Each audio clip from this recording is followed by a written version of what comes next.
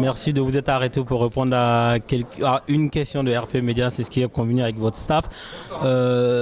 Bamako et Paris ont été frappés par les mêmes ennemis en l'espace d'une semaine. Sur le plan local français, vous êtes la deuxième personnalité de la République.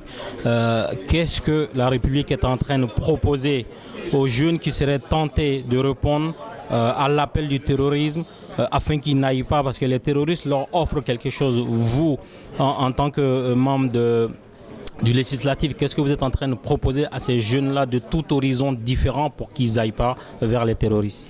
D'abord, le terrorisme leur propose surtout la mort. L'horreur et la mort. Et donc il faut vraiment que l'on insiste auprès de toute la jeunesse, que ce soit à Bamako ou à Paris, sur le piège que représente le terrorisme.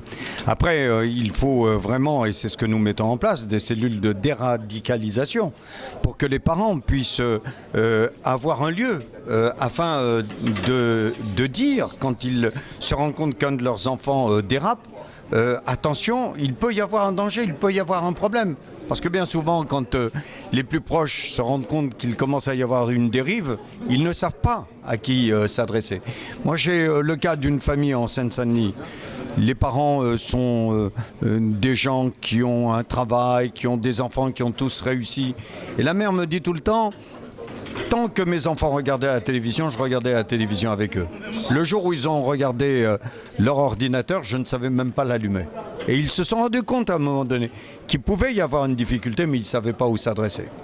Et donc, à la fois, il faut que l'on combatte tous ces pays qui essayent d'attirer par l'argent, par le message, par Internet, par le goût des armes, un certain nombre de jeunes qui viennent quelquefois de tous les pays du monde. Mais il faut que l'on soit très attentif pour, au plus près des familles et de ces jeunes, on soit capable de déceler des comportements déviants qui pourraient laisser penser qu'ils pourraient être attirés par ce genre de piège.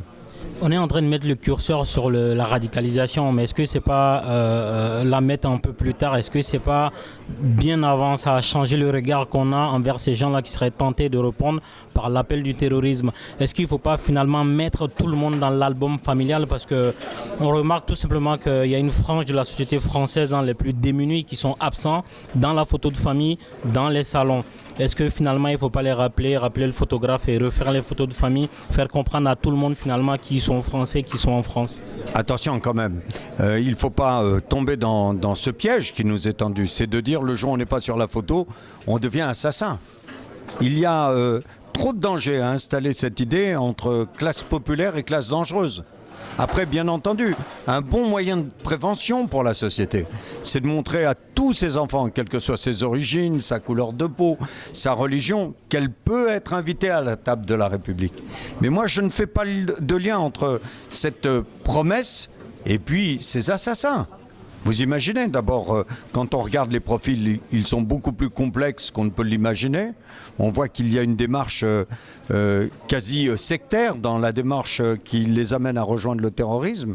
Mais vous imaginez si tous les pauvres du monde devaient s'en prendre à des innocents, ce que ce serait comme symbolique et comme visage de la vie. Donc moi je crois qu'il nous faut, et c'est ce qu'a dit le président de la République français, il va falloir être intraitable là-bas, notamment au niveau du califat qui attire ces jeunes, et être plus attentif ici pour être aux côtés des parents qui pourraient sentir un début de radicalisation, et en plus, après, pour permettre à la société de mieux résister, bien entendu, il faut renforcer tous les vecteurs de l'égalité républicaine. Merci Monsieur Claude Barthelone. Je crois qu'il y a quelqu'un, un artisan qui voudrait vous remettre un cadeau. C'était prévu pour dans le cadre de Miss Mali France. On va le faire approcher là, comme Moussa. Reste dans le... C'est l'outil, enfin c'est le bazin traditionnel malien. Oh! Normalement on le met tout de suite. Hein. Oui là, je vais pas le mettre tout de suite, mais regardez.